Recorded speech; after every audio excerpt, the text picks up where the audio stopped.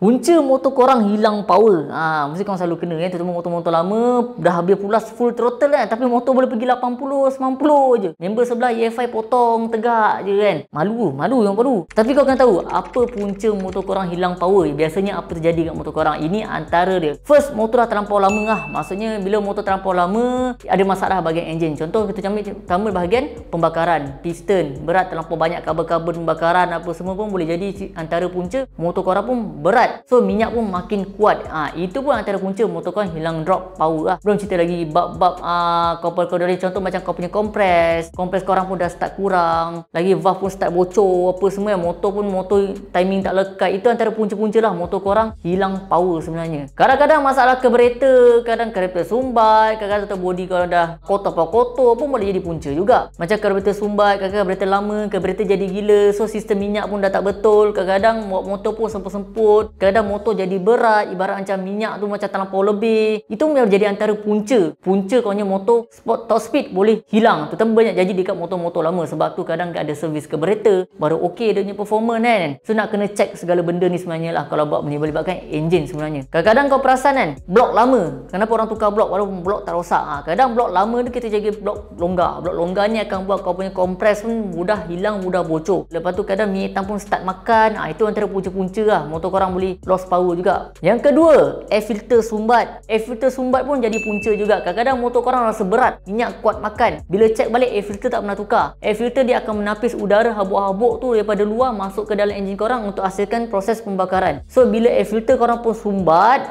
so angin pun tak lawas, tak boleh nak masuk, tak terbanyak, akan buat motor korang pun lost power. So sistem pembakaran korang pun tak sempurna lah. Sang cerita kita panggil kan, tak dapat apa yang dia nak sepatutnya. Lepas tu air filter ada time, cukup masa tukar. Sama juga macam fuel filter juga. Fuel filter ni pun fungsi dia menapis juga. Macam air filter menapis udara, fuel filter menapis minyak. Dalam tank kita tu ada macam-macam benda asing dalam tu. Contoh dekat petrol pump tu kita masukkan daripada nozzle tu apa yang ada habuk-habuk apa semua kita tahu. Memang banyak habuk pun dalam tank. Belum cerita bab karat-karat dalam tank. Dalam tank memang kotor. So fuel filter ni akan menapis. Apa jadi kalau fuel filter korang tu sumbat, dah terlampau banyak keladak, dah akan buat minyak korang tu pun masuk tak banyak untuk dia salurkan dekat korang punya fuel pump. Itu kau punya minyak pun, sistem saluran minyak pun dah tak cantik. So akan buat motor korang pun tak ada power. Itu yang semput, motor berat dan sebagainya. Kacau lah performa motor sebenarnya. Belum cerita part-part api, contoh macam apa, plug, apa semua, coil plug. Kadang-kadang barang-barang melibatkan api ni yang lama, kadang dia jadi apa yang punca motor korang tak ada power. Kadang-kadang contoh macam coil plug, aku banyak jumpa case kan. Bila korang bawa biasa, bawa slow okey. Tapi bila bawa laju, kau punya api plug,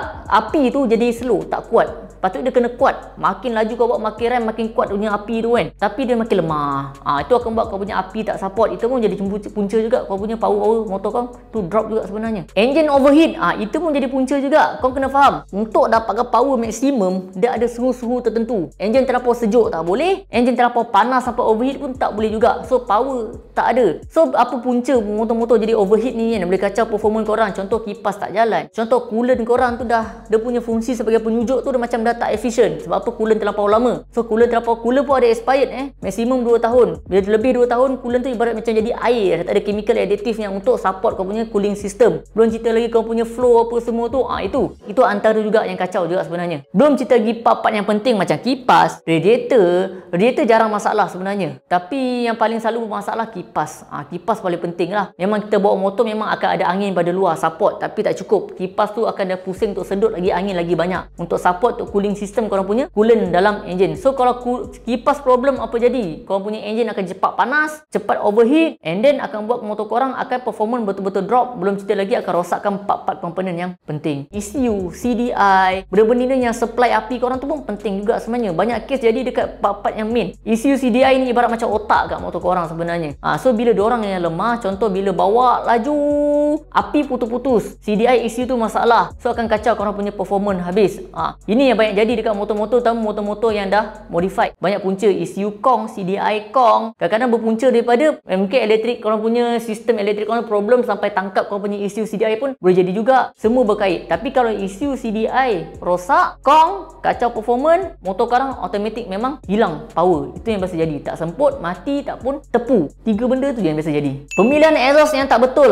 Ini pun masalah juga ni. Belum cerita pasal exhaust yang lama lagi. Kau contohlah, kebanyakan tentang orang-orang muda yang suka tukar exhaust main tukar ikut apa yang dia nak sebenarnya. Contoh motor standard tapi dia tukar exhaust yang besar-besar yang ada bunyi apa semua, kacau. Performance kacau. Jangan heran kalau pakai exhaust standard tiba-tiba top speed boleh 1-2. Tiba-tiba tukar exhaust aftermarket, bunyi sedap, bunyi kuat, tetapi nak dapat atas 10 pun berat. Bukan main susah lagi. Termenung motor. Semua benda tu berkait dengan sistem pembakaran korang sebenarnya tau. Jangan duk main tukar sebenarnya. Terlampau kecil tak boleh, manifold terlampau besar pun tak boleh. Kalau kita cerita lagi exhaust yang lama yang penuh dengan kabel-kabel pembakaran dalam tu, tarik-tarik pembakaran tu pun jadi isu juga. So buat kau punya flow angin yang lepas tu pun tersangkut. Itu akan kacau kau punya performance. Motor korang akan jadi berat. So itu antaranya komponen-komponen yang biasa akan kacau impact dekat performance motor korang. Banyak lagi, contoh belum bahagian clutch plate, auto shoe, semua benda-benda belah clutch pun main peranan juga sebenarnya. Kau boleh check sendirilah mana punca-punca motor korang kalau hilang power. Itu antara part yang korang boleh check dulu bila hantar dekat bengkel sebenarnya. So aku harap benda ni bermanfaat lah untuk korang sebenarnya.